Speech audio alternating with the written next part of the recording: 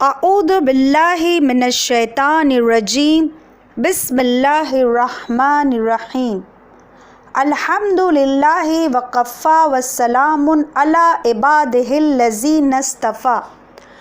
سلام علیکم ورحمۃ اللہ وبرکاتہ۔ تمام تر توصیف، تمام تر حمد و ستائش، تمام شکر پروردگار عالم کے لیے سزاوار ہے، جس نے ہمیں ذکر سید سجاد علیہ السلام کرنے کی توفیق عطا فرمائی ہے۔ گلشن زہرا کے چوتھے گلے گلزار، خاندان عصمت کے چوتھے گوہر آبدار، جن کی رگوں میں امام حسین علیہ السلام جیسے عارف کا لہو تھا، جس کی نسوں میں ایران کی شہزادی کا شیر تھا، جس کی لوریوں میں تطہیر کی صدا تھی، جس کے کانوں میں جبرائیل کے پیروں کی ندا تھی، تبھی تو شاعر کی قلم نے لکھا، چمستان مودت کی کلی ہوں میں بھی، باپ دادا کی طرح شیر جلی ہوں میں بھی، حد تو یہ ہے کہ ولیوں کا ولی ہوں میں بھی، پیکر صبر میں قدرت نے مجھے ڈھالا ہے، ورنہ عباس کے آقا نے مجھے پالا ہے، ورنہ عباس کے آقا نے مجھے پالا ہے۔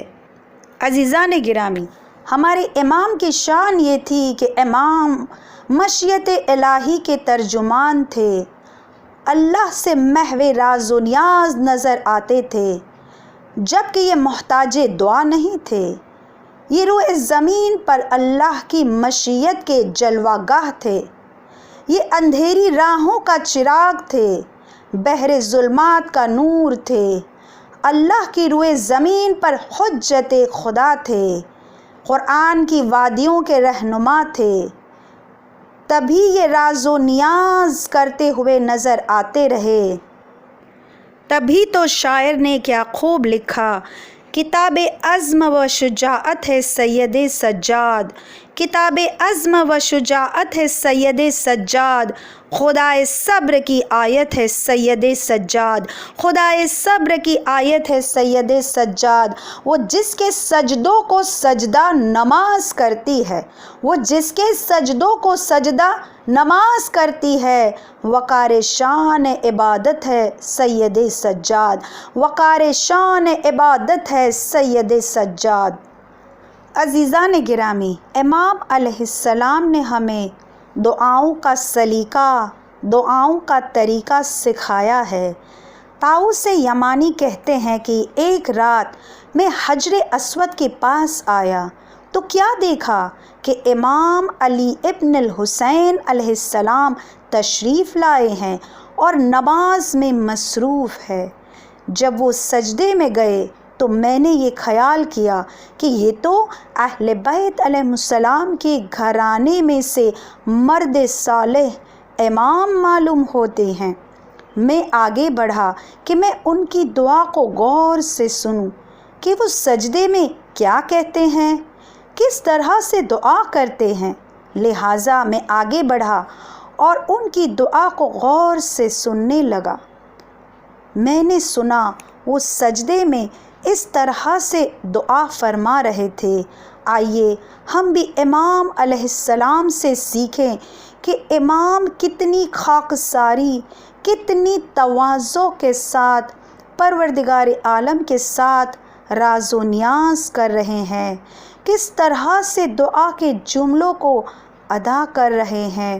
امام علیہ السلام نے فرمایا، اے اللہ، تیرا بندہ حقیر، تیرا مسکین، تیرا فقیر و محتاج اور تجھ ہی سے سوال کرنے والا تیری ہی بارگاہ میں حاضر ہے۔ عزیزو، ہم غور تو کریں ایک معصوم امام کے جملے، تیرا بندہ حقیر، یعنی اپنے آپ کو کتنا کمتر سمجھ رہے ہیں امام اللہ کے سامنے۔ پھر وہ کہتے ہیں تیرا مسکین، یعنی اپنے آپ کو مسکین کہہ رہے ہیں، تیرا فقیر اور محتاج اور تجھ ہی سے سوال کرنے والا تیری ہی بارگاہ میں حاضر ہے عزیزو۔ یہ وہ جملے ہیں جنہیں ہم کمتر نہ سمجھے، اس لیے کہ طاؤس یمانی کا بیان ہے کہ میں نے اس دعا کو جب بھی کسی پریشانی میں دہرایا ہے، اس دعا کا جب جب میں نے ورد کیا ہے، خداوند عالم نے میری مشکل کو حل فرمایا ہے۔ یعنی یہ جو امام علیہ السلام کے جملے ہیں نا عزیزو، یہ جملے طاؤس یمانی نے جتنی مرتبہ دہرائے ہیں، اس کی دعا قبول ہو گئی، اس کی مشکل آسان ہو گئی۔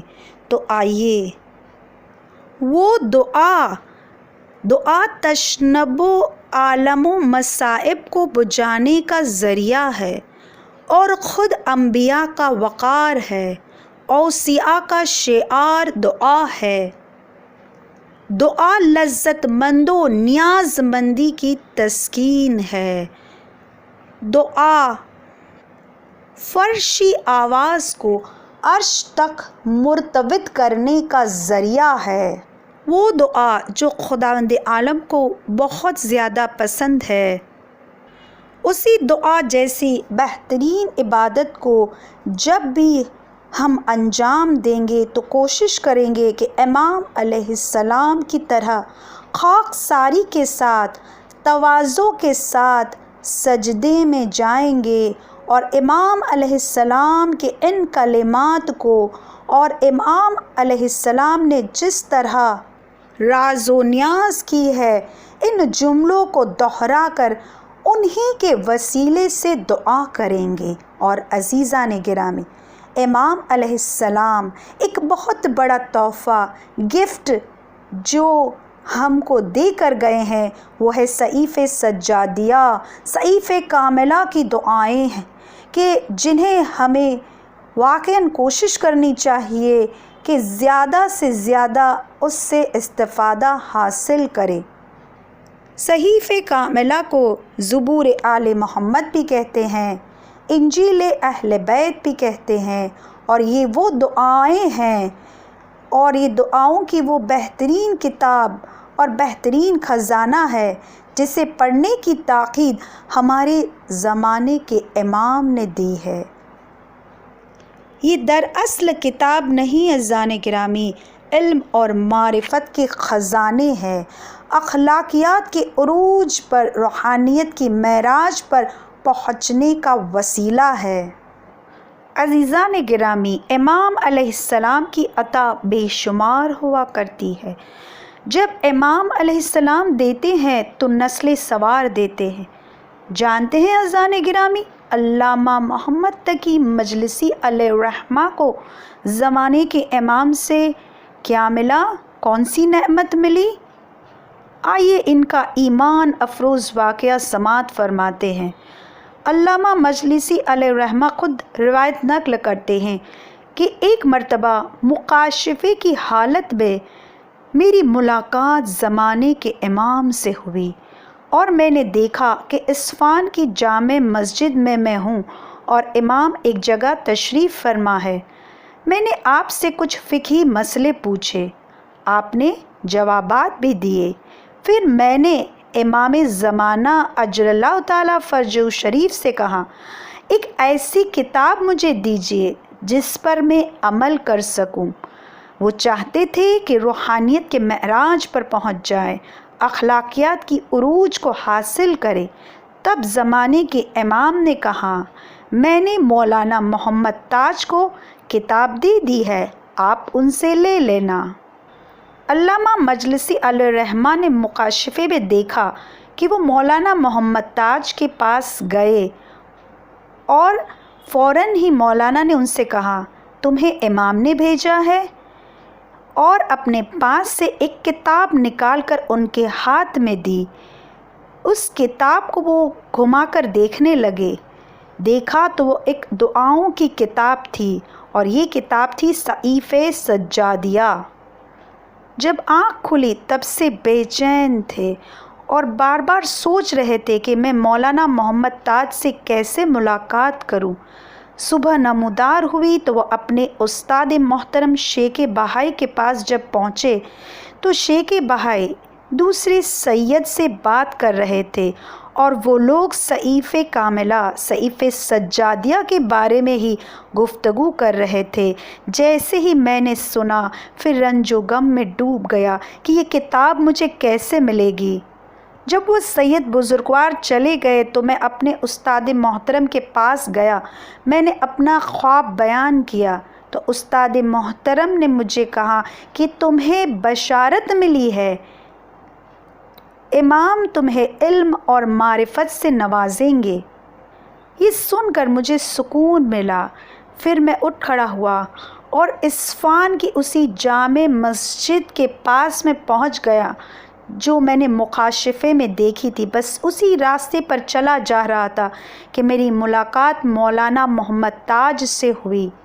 اس سے پہلے کہ میں ان سے کچھ کہتا انہوں نے کہا، میرے پاس کئی کتابیں ہیں اور وہ سب وقف کی ہوئی کتابیں ہیں، لیکن طالب علم وقف کے شرائط پر عمل نہیں کرتے، لیکن مجھے لگتا ہے کہ تم ضرور عمل کرو گے۔ اپنی لائبریری میں مجھے لے گئے اور اس لائبریری میں سے ایک کتاب نکال کر میرے ہاتھ میں دی۔ یہ وہی کتاب تھی جسے میں نے مکاشفے میں دیکھا تھا، وہی کور تھا اور یہ دعاؤں کی وہ کتاب تھی جو صحیفہ سجادیہ تھی۔ میں اتنا خوش ہو گیا۔ انہوں نے مجھ سے پوچھا، تمہیں اور کوئی کتاب چاہیے؟ میں نے کہا نہیں، یہ کتاب میرے لیے کافی ہے۔ عزیزان گرامی، امام کی دی ہوئی اس کتاب کی شہرت دور دور تک ہوئی۔ کتاب کی زیارت کے لیے لوگ علامہ مجلسی کے پاس آنے لگے اور جن لوگوں نے اس کتاب کو سمجھ کر اس سے درس لے کر اپنی زندگی میں عمل کیا، عمل پیرا ہو گئے، وہ سب کے سب لوگ مستجاب دعوات ہو گئے، ان کی دعائیں مستجاب ہونے لگی۔ علامہ مجلسی کہتے ہیں، اس کتاب کے مطالعے کرنے کے بعد، صحیفہ سجادیہ پر غور و فکر کرنے کے بعد، اس پر عمل کرنے کے بعد مجھے وہ نعمتیں ملی ہے کہ جس کا بیان کرنا ممکن ہی نہیں، وہ بیان کرنے کی مجھ میں طاقت ہی نہیں۔ اور یہ وہی کتاب ہے کہ جس کی دعاؤں کے ذریعے امام علیہ السلام نے دین اسلام کی تبلیغ کی ہے۔ آئیے عزیزان گرامی، ہم بھی زمانے کے امام نے جس کتاب کے لیے علامہ مجلسی جیسے بڑے عالم دین سے کہا کہ تم اس سے استفادہ حاصل کرو، ہم بھی اسی کتاب کو جو ہم سب کے گھروں میں موجود ہے تھوڑا تھوڑا کر کے وقت نکال کر پڑھیں تاکہ امام کی خوشنودی کا باعث بن جائے۔ آئیے عزیزان گرامی، پروردگار عالم سے دعا کرتے ہیں کہ امام سجاد علیہ السلام کا واسطہ ہمیں صحیفہ سجادیہ کو پڑھنے کی، اس پر عمل کرنے کی توفیق عطا فرمانا۔ پروردگار امام علیہ السلام کا واسطہ ہر بیمار کو شفائے عاجلہ کاملہ عنایت عطا کرنا۔ سامعین کی ہر ایک دلی تمناؤں کو، ہر حاجتوں کو پورا کر دینا اور ہمارے زمانے کے امام کے ظہور میں تعجیل فرما دینا۔ سبحان ربک رب العزت عما یصفون والسلام علی المرسلین والحمد للہ رب العالمین۔